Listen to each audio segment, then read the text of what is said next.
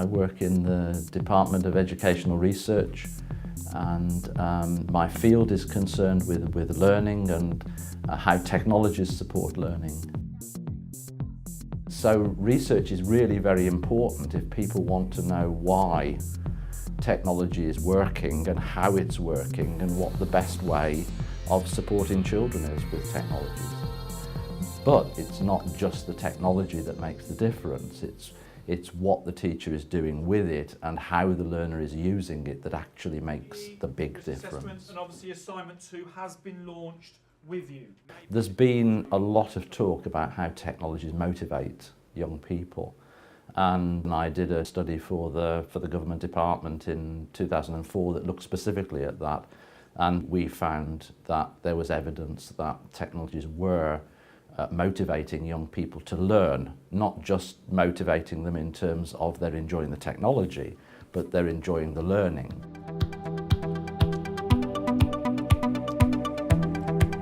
Now, technologies are being used in formal situations. They're being used in informal situations, at home, in a car, in a museum, in a gallery, but the technologies that are being used are different. If you look at homes and in a car, for example, it's mobile technologies that are being used. Have a good day at school. Yes, thank you. They can all be used, but they need to be used differently. And I think the greatest effect is going to come when the linking of those happens.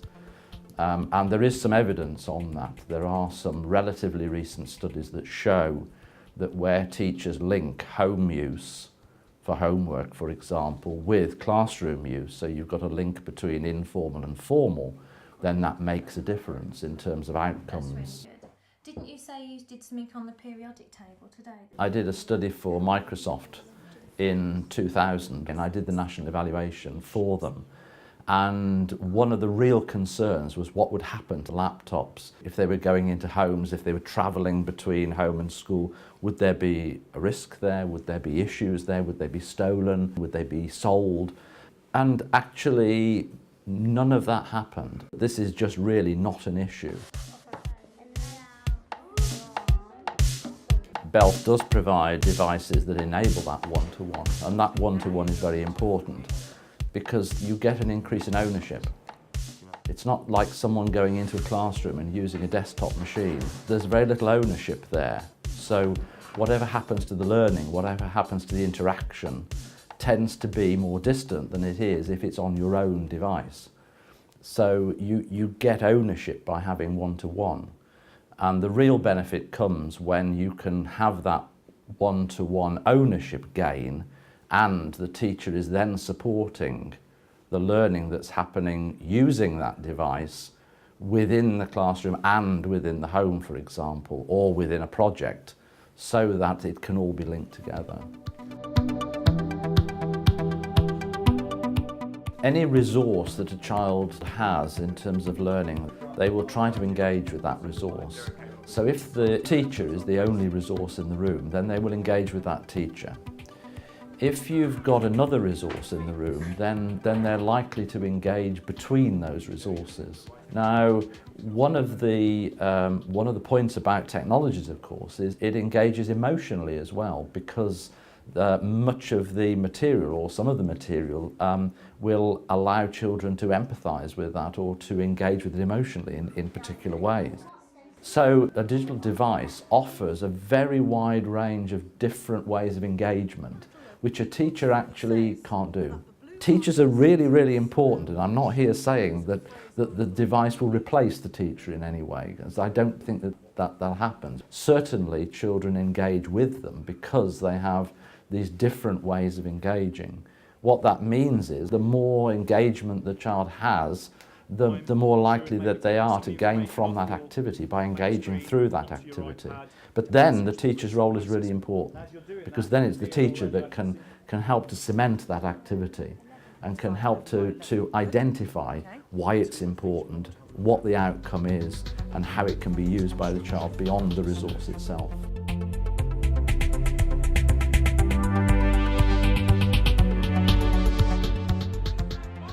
If you take the definition of personalisation as being an individualisation of learning, That's something which is very hard to do if you've got 30 children in a classroom and you're trying to look at each of those needs. Now, the devices do help that, because it means that teachers can offer particular materials which will interest or engage individuals or groups. 84, yeah? What do you need to divide by? 84 divided It enables the teacher also to look at what individuals are doing more, so they can actually gain a wider understanding of a child's interests and sometimes their abilities. And there are some very good examples of where teachers have found abilities that they didn't know children had by observing what they're doing with digital devices. Certainly, digital devices do have the ability to support the delivery of content, but as well as that, the ways in which children interact with that means that they are going to gain other skills, and especially if they're working with groups or with other children. Children will share things about what they're doing with other children. They will share what techniques they're using with other children. They'll share what their successes they're having, what problems they're having. All of those tend to be shared with their peers around. They say if they can't do something, and then maybe someone else can help them with it.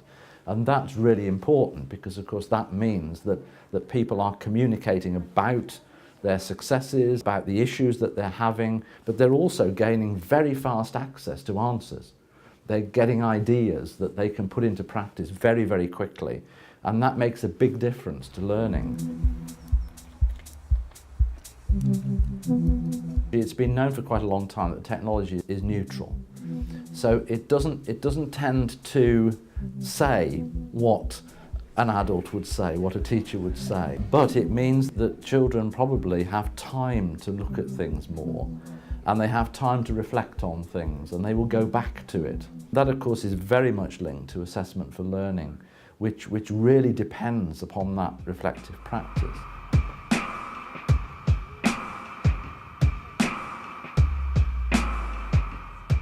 Any school that's not sure about starting on using one-to-one devices, my advice would be look at the learners and talk to the learners and find out what they're doing, what they're interested in, and how their learning can be supported.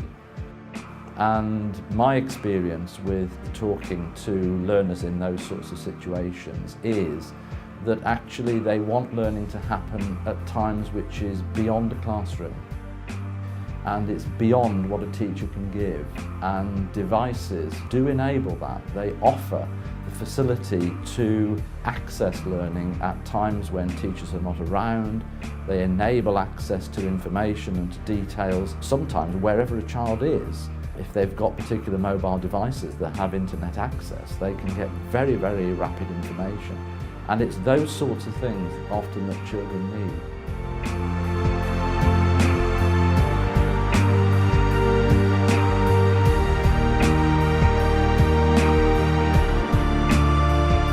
Birmingham eLearning Foundation is a charity, and if we can help you wherever you are, we can be reached at www.belf.org.uk.